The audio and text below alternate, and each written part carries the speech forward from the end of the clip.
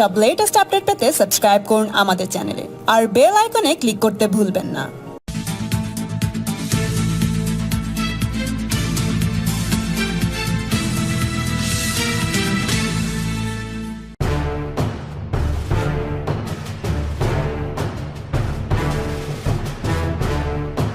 এই পরিবেশে বিশেষ করে এটা কোভিড নিয়ে নয়, এটা হচ্ছে প্রাকৃতিক দুর্যোগ। আপনারা জানেন একই সাথে আমাদের যেমন কোভিড সামলাতে হচ্ছে, একই সাথে আমাদের হাজার হাজার মাইগ্রেন্ট ওয়ার্কাররাও আসছে, তাদেরটাও দেখভাল করতে হচ্ছে। কে কোথায় যাবে, কোন জায়গায় যাবে, পৌঁছানোর ব্যবস্থায় হেলথ স্ক্রিনিং করা, এটা কখন ট্রেন আসবে দেখা, প্রতিদিনই তো আসছে ট্রেন বাসটার সব। আর একটা মাথার উপর আবার এসে গেছে খাড়া রেখা, সেটা আপনারা সকলেই জানেন, আমফান নাম দিয়ে আসছে। গ্রীষ্মকাল, এই সময়টা আমরা আমটা খাই পাকা, আরে আমফানেও চলে আসছে এবং না বললেও কিছু হবে না, বলতে তো হবে বলেই। এবং এই ঝড়টা আমি শুনছি খুব দীপ্ত হবে, মানে একটু গভীর হবে এবং স্ট্রেংথটা বেশি থাকবে। ফলে এটা এক একদিন এক এক রকম বলছে, কেউ কেউ বলছে আইলার থেকেও বেশি বাড়তে পারে, আবার কেউ কেউ বলছে বুলবুল আইলা সবটাকে হার মানিয়ে দেবে, এত জোর হবে। অ্যাকচুয়াল আজকে থেকে আমরা যতটুকু জানতে পেরেছি আবহাওয়াবিদদের কাছ থেকে,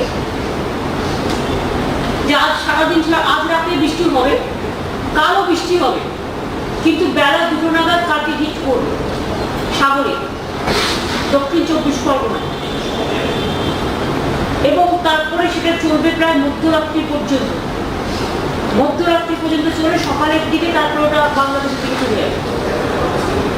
কিন্তু একটা জিনিস বারবার সবাইকে যেটা আমি বলছি, অনেক সময় আমরা বলি কি, যখন ঝড় আসে তখন ভাবি ঝড় আসে আমি ঘরে থাকি, এই ঝড়টা থেমে গেল আমাদের প্রবণতা হচ্ছে আমরা একটু বেরিয়ে যাই, একটা ঝড় থেমে গেছে, হয়ে গেছে।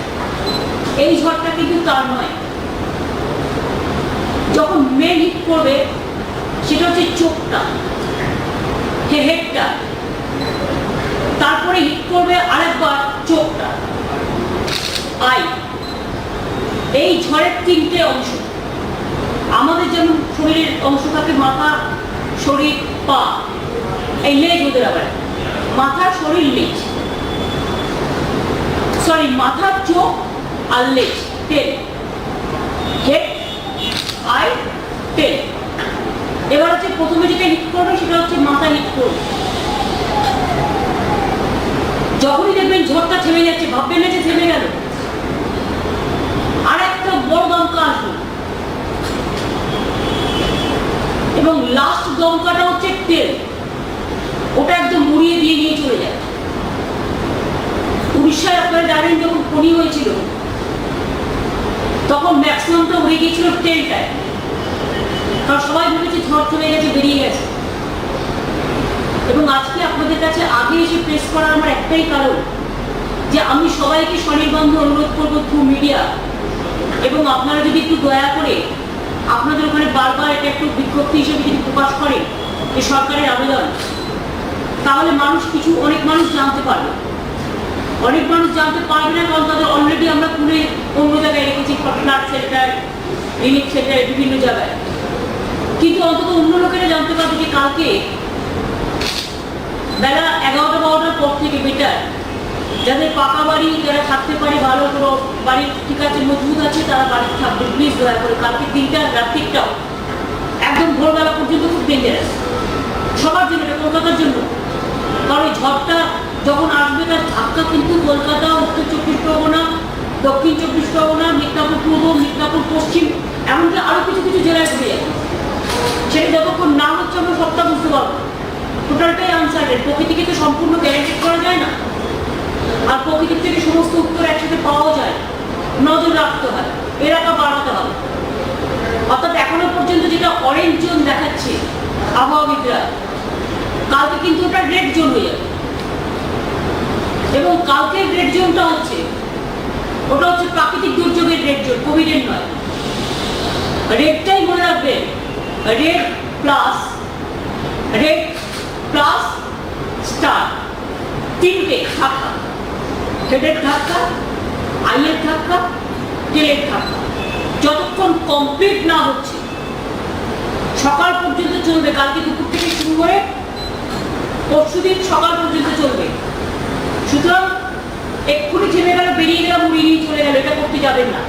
কারণ এই সময় ম্যাক্সিমাম কি হয়, বিদ্যুতের খুঁটে উড়ে যায়, গাছ উড়ে যায়, গিয়ে মানুষের গায়ে পড়ে যায়, বাড়ির টিন উড়ে গিয়ে গলা থেকে দিয়ে বেরিয়ে যায়, গাছে চাপা পড়ে মানুষ মারা যায়। যারা সমুদ্রের মধ্যে থাকে আমরা তো সবাইকে বারণ করছি না যাওয়ার জন্য,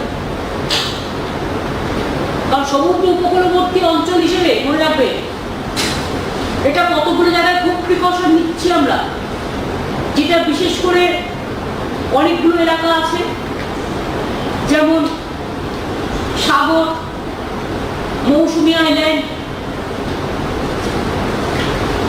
প্যাশারগঞ্জ, গোসাবা, নামখানা, ঘোড়ামারি, কাকদ্বীপও আছে, বাসন্তী অনেকটাই আছে, ক্যানিংও সমুদ্র উপকূলবর্তী এগুলো আছে, মাতলা নদীর তীর ঘিরে।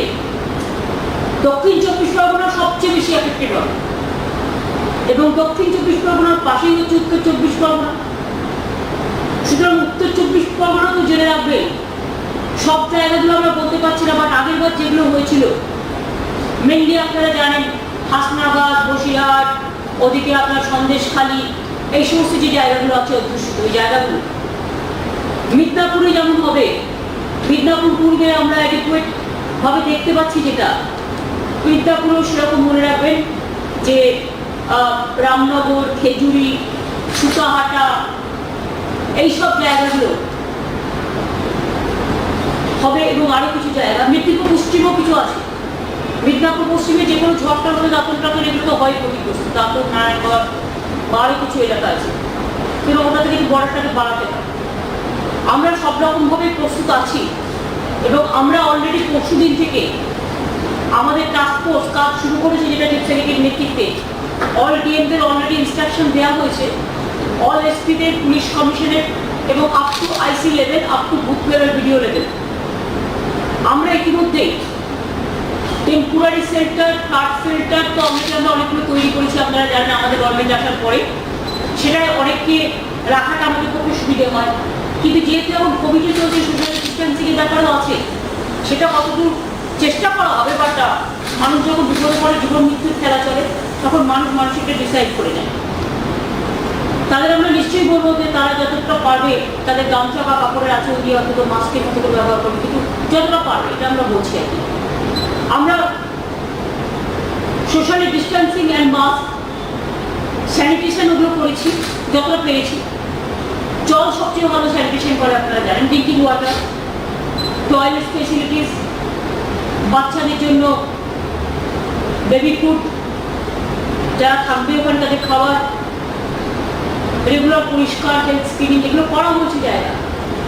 কিন্তু মনে রাখবেন, যখন দুর্যোগ হয় তখন তো সবাই নিজে বাঁচতে চায়, তখন সবটা হয়তো করা যায় না, চেষ্টা করলেও করা যায় না, নিজেদের মতো করে নিজেদেরও করে নিতে হবে। সাউথ চব্বিশ পরগনায় প্রায় এখনো পর্যন্ত আমরা 2 লক্ষ মানুষকে ঘর থেকে সরিয়ে নিয়ে এসেছি, flood shelter, relief shelter, school, বিভিন্ন জায়গায়। দক্ষিণ চব্বিশ পরগনায় 50,000 প্রায়, তাই উত্তর চব্বিশ পরগনায় 50,000, দক্ষিণ চব্বিশ পরগনায় 2 লক্ষ লোককে আমরা তুলে নিয়েছি। উত্তর চব্বিশ পরগনায় 50,000-এর মধ্যে এখনো পর্যন্ত তুলে নিয়েছি আমরা। পূর্ব মেদিনীপুরে প্রায় 40,000 লোককে তুলে নেওয়া হয়েছে এই আশ্রয়, আর পশ্চিম মেদিনীপুরে প্রায় 10,000-এর মতো মানুষকে তুলে নেওয়া হয়েছে ত্রাণের যে সমস্ত শিবির হয়, মানে আশ্রয় কেন্দ্রে। তার কারণ এখানে আপনারা দেখতে পাচ্ছেন সংখ্যাটা প্রায় 3 লাখের মতো হয়ে গেল। বুলবুলে আমরা তুলেছিলাম প্রায় 1,80,000 মানুষ ইভাকুয়েট করেছিলাম, আর এবারে কিন্তু অলরেডি আমরা প্রায় 3 লক্ষ মানুষকে তার বাড়ি থেকে সরিয়ে এনে ত্রাণ সেন্টারগুলোতে রাখা হয়েছে, রিলিফ সেন্টারগুলোতে, বা আমাদের যেখানে ওখানে নানা রকম রিলিফ সেন্টার আছে, তারপরে আমরা ফ্ল্যাট সেন্টার তৈরি করেছি, সেগুলোতে স্কুল আছে, যতটা করা হচ্ছে। এছাড়াও আমাদের এনডিআরএফ টিম, এসডিআরএফ টিম, যেগুলো ডিজাস্টারের টিম হয়, আপনারা জানেন এখন প্রত্যেকটা রাজ্য সরকার, আমি রেলের সময়টা করেছিলাম বলে আমার মনে আছে, যখনই কোনো অ্যাক্সিডেন্ট হয় এনডিআরএফকে বলাই থাকে রেলের সাথে একটা প্যাকেজ করা করেই তারা নামবে। সুতরাং এটা স্টেট গভর্নমেন্টের একটা প্যাকেজ এনডিআরএফ এর সাথে করা আছে সেটালে, যখনই কোনো ইনসিডেন্ট হবে তারা নামবে। সুতরাং আমরা এনডিআরএফ টিম, এসডিআরএফ টিম সহ আমরা total disaster management team, electricity team থেকে শুরু করে, হেলথ টিম থেকে শুরু করে, পিএইচই টিম থেকে শুরু করে, আমার আপনাদের সাথে কথা বলার পরে মিটিংও আছে এখানে। আবার আমি ডিএমএসপিদের সাথে মিটিং করব এবং এসডিআরএফ, হ্যাঁ এসডিআরএফ 15টা টিম অলরেডি পাঠানো হয়েছে বিভিন্ন জায়গায়, এনডিআরএফও পাঠানো হয়েছে। বাদ বাকি আফটার এফেক্ট যেগুলো, সেগুলো তো এগ্রিকালচার থেকে শুরু করে, পিএইচ থেকে শুরু করে, আমার জমি থেকে শুরু করে, গাছ থেকে শুরু করে, বাড়ি থেকে শুরু করে, এলাকা থেকে শুরু করে, রাস্তা থেকে শুরু করে, সেগুলো পরে আমরা দেখে নেব। পাওয়ার থেকে শুরু করে সেগুলো পরে স্পেশাল কেয়ার নিয়ে যতটা পাবো দেখি। এখন মানুষের কাছে আমাদের যেটা রিকোয়েস্ট, প্লিজ আপনাকে যদি টাউনশিপে নিয়ে আসা হয় আপনি সেটা ছেড়ে বেরোবেন না। কাল পরশু, যখন পরশুদিন সকালে সব ক্লিয়ার হয়ে যাওয়ার পরে, সকাল দুটোর পর যখন ক্লিয়ারেন্স দেবে অ্যাডমিনিস্ট্রেশন, তখনই বেরোবেন, তার আগে না। একটু কষ্ট করতে, আমি জানি কোভিড চলছে, এমনিতেই মানুষ গৃহবন্দী আছে, আবার এই দুর্যোগ একটা মাথার উপরে এসে পড়লো, সব একসাথে। নিজেরা ভালো থাকবেন, সুস্থ থাকবেন, বাচ্চাদের ঠিকমতো যত্ন করে রাখবেন, বয়স্কদেরও ভালো করে যত্ন করে রাখবেন, বাড়ির বাইরে বেরোবেন না। যারা বাড়িতেও থাকবেন, যাদের বাড়ি ঠিক আছে, কাঁচা বাড়ি নয় বা মাটির বাড়ি নয় বা ভেঙে পড়ার চান্স কম, তারা দয়া করে বাড়িতে থাকবে। এমনিতেই বাড়ির ভেতরে থাকতে বলছে, বাট যাদের বাড়ি ভেঙে পড়ার চান্স আছে তারা কিন্তু প্লিজ দয়া করে আমাদের সাথে সহযোগিতা করুন এবং আমাদের টাউনশিপে থাকুন। বাদ বাকি জিনিসগুলো যা যা করার, সেগুলো যা যা আফটার এফেক্ট যেগুলো করার সেগুলো আমরা করবো, আর বিফোর এফেক্ট যেটা এখন সেটা করছি, তুলে এনে রাখছি। তাদের খাওয়া দাওয়া কোনো কিছু যেন অসুবিধা না হয় সেটা নিয়ে ডিএমডিএমকে আমরা বলে দিচ্ছি যতটা পারবো। দেখুন, বিপদে পড়লে তো আপনি ঘরে যেরকম থাকেন 365 দিন সেটা পাবেন না, বাট একদম যাতে না থাকে, খারাপ হয়, সেটাও দেখতে হবে। সুতরাং এগুলো একটু দেখে নেবো। আর আপনাদের সকলের কাছ থেকে আমরা কোঅপারেশন চাইছি। আপনারা বারবার যদি আমাদের এই আবেদনটা মানুষের কাছে পৌঁছে দেন যে কালকে, আজ সারাদিন রাত কিন্তু বৃষ্টি হবে, কাল দুপুর 12টার পর থেকে ঘরে থেকে না বেরোনো বেটার। কারণ বলছে দুটোই হিট করবে, কিন্তু যখন হিট করে তার কিছুক্ষণ আগের থেকেই দুর্দান্ত বেগে চলতে শুরু করবে এবং হাওয়া বলছে কত কিলোমিটার, 150-160 কিলোমিটার বেগে। সুতরাং ইটস ভেরি ডিফিকাল্ট এখন থেকে এগুলোকে সব জানা। সুতরাং যতটা ইনফরমেশন পাচ্ছি সেই ইনফরমেশনের ভিত্তিতে আমরা কাজ করছি। এবং ইতিমধ্যে আপনারা শুনেছেন কোভিড নিয়ে আমার ডিএমরা কাজ করেছেন, এসপিরা, পুলিশ থেকে শুরু করে administration, health worker, disaster all পুরো গভর্নমেন্ট। এবং মাইগ্রেন্ট ওয়ার্কাররা আসছেন, তাদেরও জেলায় জেলায় পৌঁছে দেওয়া হচ্ছে। প্রতিদিনই প্রায় 8-10 হাজার আসছেন এবং ইতিমধ্যে প্রায় 1,300,000 এসে গেছে এবং আরও আমরা বগি বাড়াতে বলছি, যাতে 10 দিনের মধ্যে আরও 4-5 লাখ লোক এসে যায়। আমাদের ছেলেরা ঘরে ফিরে আসুক, বাট আমি বৃষ্টির দিনটা কালকে বন্ধ রাখতে বলবো। কালকে মানে যদি রাস্তায় ওরা বিপদে পড়ে, ঝড়ঝঞ্ঝায়, সিএস রাজনীতি পেলে বলে দেওয়া গেল যে কালকে রাত্রি যেন অ্যাভয়েড করে, কাল দুপুর থেকে পরশু সকাল 10টা অবধি। কারণ রাস্তায় যদি আটকে যায় বা রাস্তায় ট্রেনের উপর কোনো ইনসিডেন্ট হয়ে যায় বা অ্যাক্সিডেন্ট হয়ে যায়, হ্যাঁ তুমি রেলকেও বলবে, হ্যাঁ রেলকে বললাম, এটা তো আমার হোম মিনিস্ট্রিতেও একটু বলবো যে যেহেতু ওই 24 আওয়ার্স আমাদের যেন মুভমেন্টটা না থাকে, কারণ তাহলে বিপদে পড়ে যাবে। সুতরাং এই পর্যন্ত।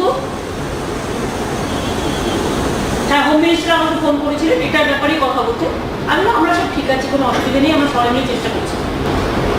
আমরা বুকগুলো করেছি আপনারা জানেন, এবং এইটা হয়ে যাওয়ার পরেই আমার আপনাদের কাছে বললাম এই কারণে যাতে মানুষ যেখানে যেখানে আসে জানতে পারে। আর আমাদের এটা ডিএমদেরও বলবো, আমরা যে কথাগুলো বললাম, ইভাকুয়েটেড সেন্টারেও আছে, তারা একটা ক্যাসেট করেও বা কী করে একটা মাইক্রোফোন করে এটা সবাইকে জানিয়ে দেন। আর তারা তো ওখানে টিম দেখতে হবে, আর তাদের ওখানে একটাও করে রেডিও পাবে কিনা আমি জানি না, আছে কিনা কানেকশন বা কানেকশন হয়তো নাও। SMS তো সবাই পাবেন না, ইন্টারনেট কানেকশন পেতে গেলে কোথেকে পাবে, প্রাকৃতিক দুর্যোগ দেখে যতটা পরে মাইকে মাইকে বলবে, বা একজন অফিসার গিয়ে যেখানে যেখানে সেন্টারে আছে ওই হ্যান্ডমাইক নিয়ে একটু বলবো যে আপনারা সতর্ক করা হচ্ছে, এটা মাথায় রাখবেন। এইটা একটা। আর একটা হতে পারে যে সেন্টারে আছে সেখানে কেউ না কেউ তো দায়িত্বে আছে, তারা একটা বোর্ডে লাগিয়ে দিন, আমার ছোটো ছোটো একটা কাগজে লিখে দিই যে প্লিজ দয়া করে বৃহস্পতিবার দিন বৃহস্পতিবার দিন আমরা না বলা পর্যন্ত বেরোবেন। ঝড় থেমে গেলেও আবার ধুয়ে আসতে পারে, তাই যতক্ষণ পর্যন্ত ক্লিয়ারেন্স না দিচ্ছি বেরোবেন। এসব লিখে দিতে হয় যে ভাববেন না ঝড় থেমে গেছে, ঝড় থেমে গেলেও পরে একটা তার মানে একটা এই থাকে, রেস্ট থাকে, সেই রেস্টটা যদি ক্ষতি না হয় সেটা দেখে দিতে হবে। এরপরে আপনাদের সাথে কথা বলার পর আমাদের ডিএমএ মিটিং আছে ডিএমএস থেকে, এবং অল ইম্পর্টেন্ট ডিপার্টমেন্ট তাদের সাথে এক্ষুনি আমরা মিটিং করব। সুতরাং ওই মিটিংটা হয়ে যাওয়ার পরে তারপরে আমি একবার ডিজাস্টার রুমেও যাবো। 24/7 আমাদের একটা নম্বর, কারো কন্ট্রোল রুমের নাম্বারটা আমার দিয়ে দিন, কন্ট্রোল রুমের নাম্বারটাও তো করে দিন। কি নাম্বার? 1070 কন্ট্রোল রুমের নাম্বারটা।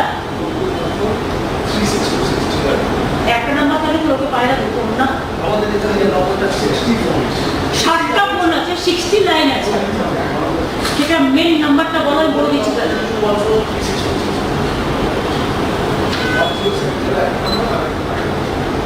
নাম্বারটা আমি এদিকে আমি বলে দিচ্ছি।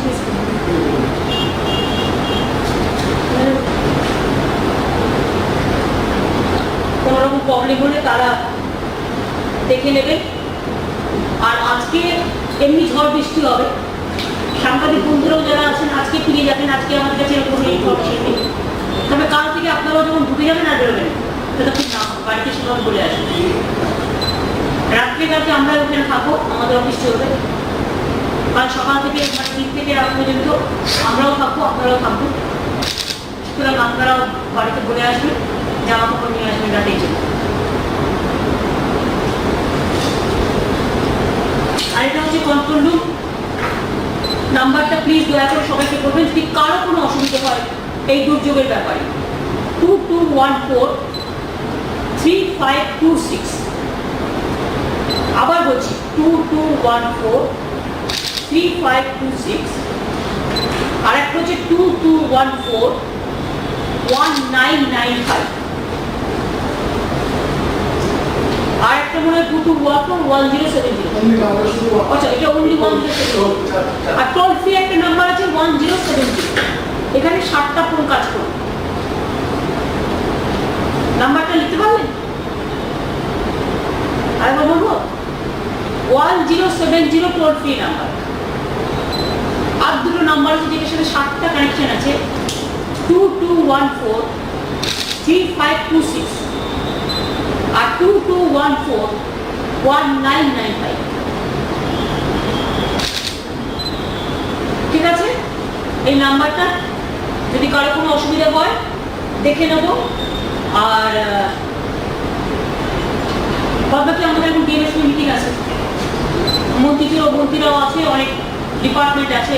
এই যত ডিজাস্টার সাথে disaster department, PhD department, PWD department, panchayat department, cooperation department, agro marketing department, agricultural department, horticulture department, fire brigade department, finance department, health department, police department, all will be, fisheries department, mayor Kolkata corporation.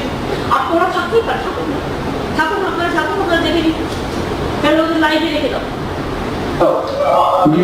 দিদি একটা অনুরোধ করবো। হ্যাঁ দিদি যদি একটু live করা যায় এই অনুষ্ঠানটা, যে ডিএমএসপি তে যদি লাইভ করেন না, সেটা করছি, কিন্তু বেশিটা করা যাবে না তো, যেহেতু মিনিস্টার আছে, কে কার মতো কথা বলবে না বলবে বোঝেন তো।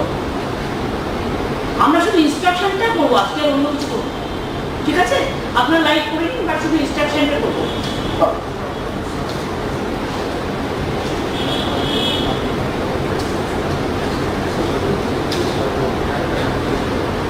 দেখে না এসে গেছো ডিজি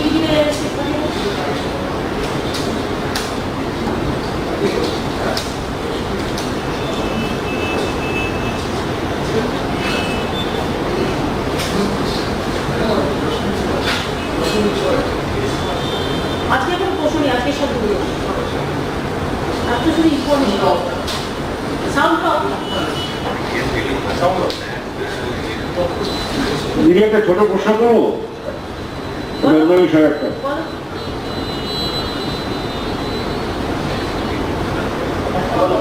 হ্যাঁ, বলছি শুক্রবার বিরোধী দলগুলো নিয়ে একটা আলোচনা আছে করোনা পরিস্থিতি নিয়ে, এটা নিয়ে যদি একটু বলেন কিছু। হ্যাঁ, এটা নিয়ে কি বলা উচিত? আমরা জানতে চাইছি যে আপনি আর কি করবেন। কিছু না, আমরা কিছু সেক্টর লিডার যারা শারদজি বলেছেন, সোনিয়াজিও বলেছেন, স্টালিনও বলেছেন এবং সীতারাম ইয়েচুরিও আছে, আরও যারা যারা আছে হেমন্ত সোরেন থেকে শুরু করে ওদের কাকে থেকে শুরু করে এরকম কিছু রাজনৈতিক অপোজিশন পার্টি তারা কোভিড নিয়ে আলোচনা করবে। ভালো, এটা সরকারের সাথে তো আমরা কোভিড নিয়ে অলরেডি আলোচনা করি, তো একটু বিরোধীরা একটু আলোচনা করে নেবো। এই আর কি, শুক্রবার দিন তারা থেকে যে যার জায়গা থেকে ভিডিও কারেকশনেই বলবে, নিজেদের মধ্যে আলোচনা কি করে আরো ভালো করে কাজ করা যায় সেটা নিয়ে। আর আমরা কি ফেস করছি সেটা নিয়ে, দুটো দিক। সন্তুষ্ট? এই কালকে ভালো করে মাস্ক নিয়ে আসবে, হাতে গ্লাভস পরে আসবে, আর এখানে যে জামা কাপড়টা পরে আসবে সারাদিন পরে যাবে, রাত্রিটাকে সারাবার নিয়ে আসবে। নিজেদের সুস্থ ও যত্নে রাখবে। তোমরা ভালো থাকলে তোমাদের পরিবারের লোকগুলো ভালো থাকে।